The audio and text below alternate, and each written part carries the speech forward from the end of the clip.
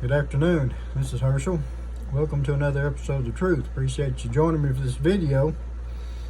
In our times that we live in right now, there's a lot of chaos, confusion, and disorder in our nation. And a lot of people say one thing and another group says another thing. Who can we trust? Who is speaking words of truth, we might say? There's a lot of blame being shouted about. There's a lot of accusations made all around. But not many forms of solutions are being offered. Not ideas of solutions, we might say, are being offered. But who can we trust?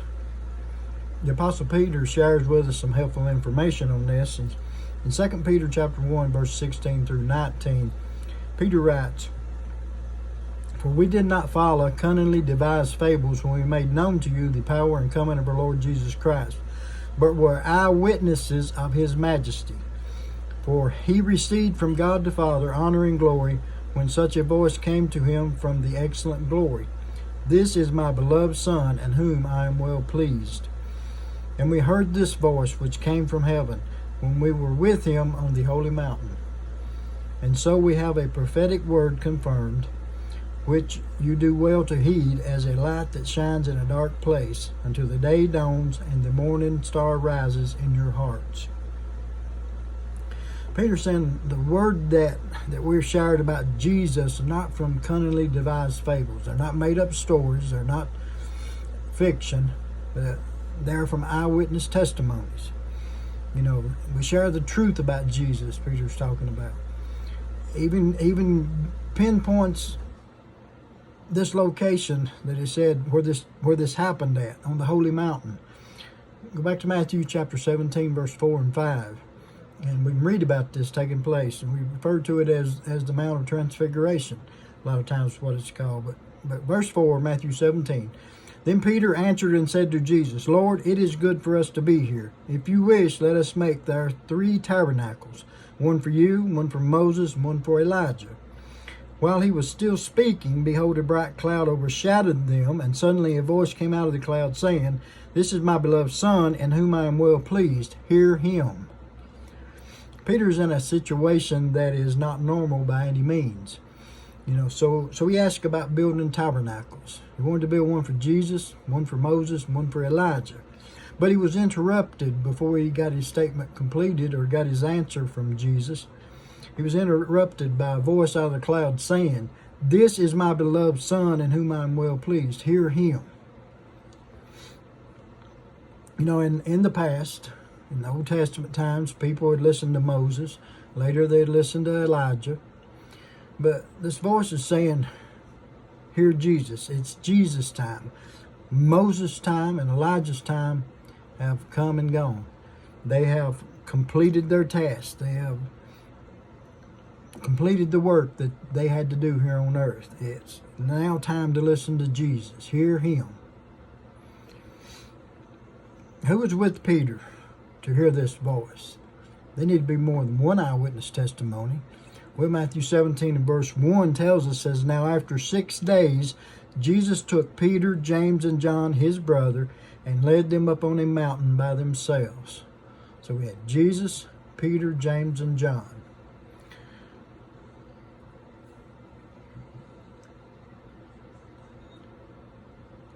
You see, people often had different opinions about who Jesus was. Some thought he was, well, let's just go and look at it. Matthew 16, verse 13 through 16. Jesus had come into the area of Caesarea Philippi in verse 13. And so he asked a question. "Who do men say that I, the Son of Man, am?" So he wanted to know who people thought he was. He was interested to know. He knew, I'm sure, but he just asked that question to see what they'd say. So they said, some say John the Baptist, some Elijah, or others Jeremiah or one of the prophets. Different stories, different opinions about who people thought Jesus was. And then he said, "But who do you say that I am?" Talking to his disciples. And Simon speaks up, Simon Peter, he speaks up and said, "You are the Christ, the Son of the living God." So Peter has told Jesus who he thinks he is. Now, chapter 17, we see that when Jesus been transfigured, a voice out of a cloud says, "This is my beloved Son in whom I'm well pleased."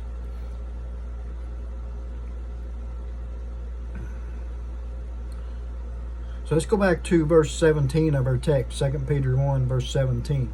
So we have Peter, James, and John. They heard this voice out of the cloud that said, "This is my beloved Son in whom I am well pleased." There had been others that had heard this similar voice, the similar message before. When Jesus was baptized by John the Baptist in Matthew 3, verse 17, Matthew records it. Then suddenly a voice came from heaven saying, "This is my beloved Son in whom I am well pleased." Mark records it. Mark 1, verse 11 says, Then a voice came from heaven, "You are my beloved Son in whom I am well pleased." It wasn't the first time that this voice had been heard, but it was the first time Peter, James, and John had heard this voice. So, verse 19 of 2 Peter chapter 1. So we have the prophetic word confirmed, which you do well to heed as a light that shines in a dark place until the day dawns and the morning star rises in your hearts. The prophetic word confirmed. Well, what's the prophetic word? Well, John chapter 1, verse 1. This is which was from the beginning, which we have heard, which we have seen with our eyes, which we have looked upon, and our hands have handled concerning the word of life. This is which was from the beginning. We have heard, we have seen, we've looked upon, and our hands have handled concerning the word of life, concerning Jesus. Now, eyewitness testimonies. John said we heard it, seen with our eyes, now, and looked upon. Now, the Greek makes a nice distinction between these two expressions. Seen with our own eyes means simply to see someone, knowing who he is as a person. You see your friend off at a distance. You recognize him. "Hello there, buddy. How are you doing? How you doing?" That kind of thing.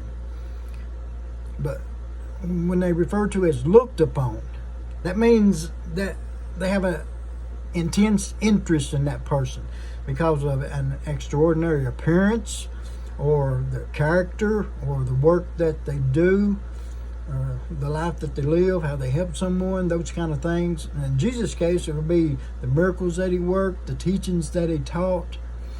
They were all extraordinary. They were something that stood out. So they looked upon him. They seen who he was, not just his physical appearance. But his disciples understood. John understood who he was. Our hands have handled.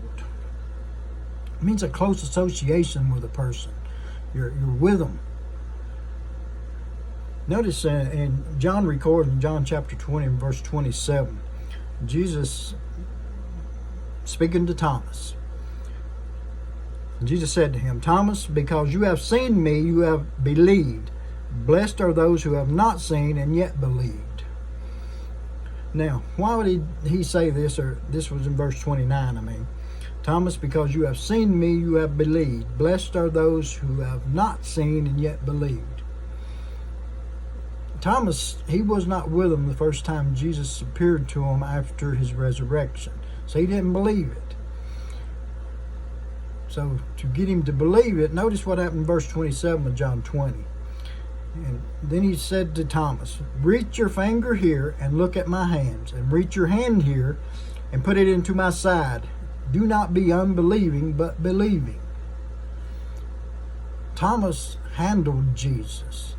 Thomas touched the nail scars, the spear scar that went into his side, where it pierced his side. He touched that. He said, "Don't be unbelieving, but believing." Blessed are those, Thomas, that will believe without seeing. You had to see me, Thomas, to believe, but there's going to be some that follow that will believe without seeing. So how do we believe without seeing? We believe those eyewitness testimonies to be true. Back to verse 17 of 1 Peter 1. For he received from God the Father honor and glory when such a voice came to him from the excellent glory. This is my beloved Son, in whom I am well pleased. Peter, James, and John heard that voice on the Mount of Transfiguration when he was being transfigured. The only difference is that that voice on that occasion added the two words, hear him. Matthew added the two words, hear him. This is my beloved Son, in whom I am well pleased. Hear him. You know, maybe it's time we lay down our newspapers, our magazines, and shut the TV off and pick up our Bibles and hear Jesus. See what Jesus has to say. You know, in Matthew chapter 22, verses 37 through 40, Matthew records what Jesus said. You know, Jesus answers a question that was asked to him. He said to him, you shall love the Lord your God with all your heart, with all your soul, and with all your mind. This is the first and great commandment. And the second is like unto it, you shall love your neighbor as yourself. On these two commandments hang all the law and the prophets. Jesus said, love God and love your neighbor. You know, if we would listen to Jesus, if all of us listened to Jesus, we would be better people for it. You know, Jesus speaks words you and I can trust. You know, how difficult is it for some to love others? It seems to be very difficult in the age that we live in. But Jesus said if we would love God and love our neighbor as we love ourselves, you know, we'd be better off. We'd be better people for it. You know, I've looked through many times the New Testament, read through it, and I cannot find an occasion where anything that Jesus tells us to do, advice that he gives, is hard for us. It's hard on us. You know, he everything that he tells us, if we done it, would make us better people, make us be better neighbors, help us to love others. You know, if you wish to hear more about Jesus, leave me a comment below. Thank you for joining me in this short video. Ask you to please like and share and subscribe and follow me on Facebook, Instagram, and YouTube. And have a nice day. Thank you.